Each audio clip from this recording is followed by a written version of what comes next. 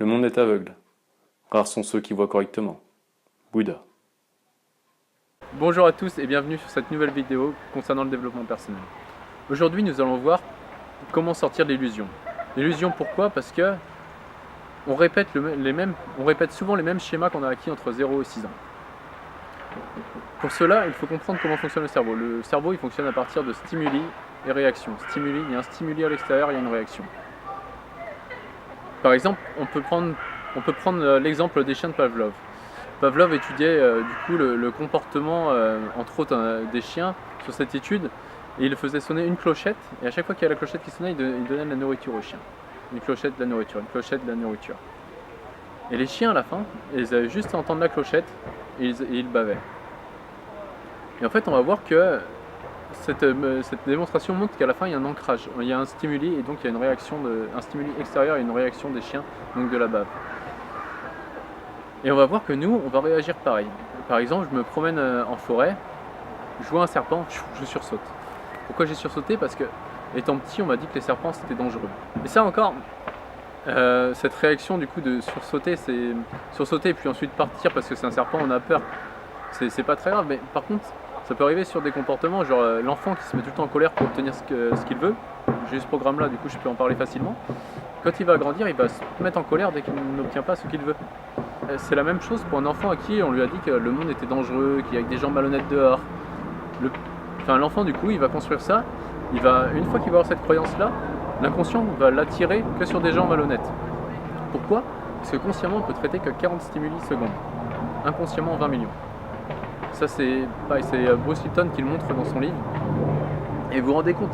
Et en gros j'ai eu l'expérience la dernière fois, j'étais avec une coachée. Voilà, je lui raconte mon histoire, que j'avais loupé l'achat d'une voiture de mon grand-père.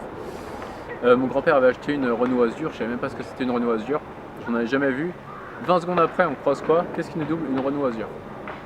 Ensuite, on passe devant un parking, une autre Renault Azur. On va se garer, une autre Renault Azur. Genre en 5 minutes, on a vu 3 Renault Azur. J'en avais jamais vu de ma vie, je savais pas ce que c'était. Alors, est-ce qu'il y en avait plus de Renault Azur ce jour-là? Je pense pas. Est-ce que, en revanche, mon inconscient a cru que c'était important pour moi? Et donc il m'a envoyé le signal, attention, il y a une Renault Azur. Et là du coup c'est pareil avec votre pensée.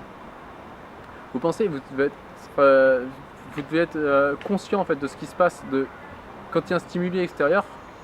Par exemple, pourquoi vous allez vous mettre en colère? Qu'est-ce que vous ressentez? Parce que peut-être qu'étant petit vous mettiez en colère du coup comme moi pour obtenir ce que vous voulez. Peut-être que vous tombez sur des gens tout le temps malhonnêtes parce que vous croyez, votre croyance inconsciente est que les gens soient malhonnêtes.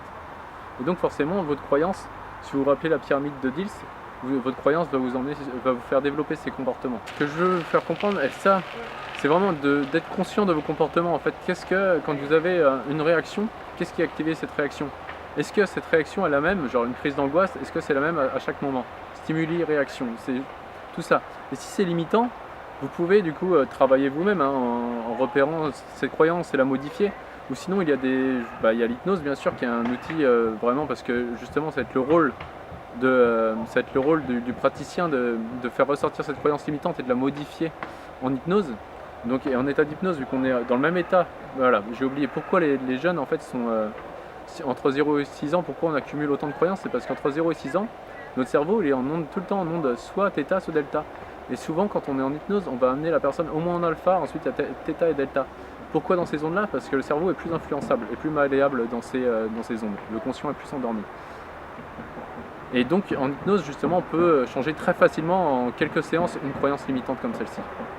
Voilà, il y a aussi la sophrologie, il y a aussi la méditation pleine conscience où là, c'est ça, on va être conscient de nos comportements, de plus en plus conscient de nos comportements au fil des jours, tout au long de la journée. Donc voilà, je vous invite vraiment à vous amuser pendant une semaine à repérer en fait vos réactions qui sont toujours les mêmes. Et vous allez voir que souvent, c'est un copier-coller de celle de la veille. Donc voilà, en tout cas je vous dis à la semaine prochaine pour une autre vidéo.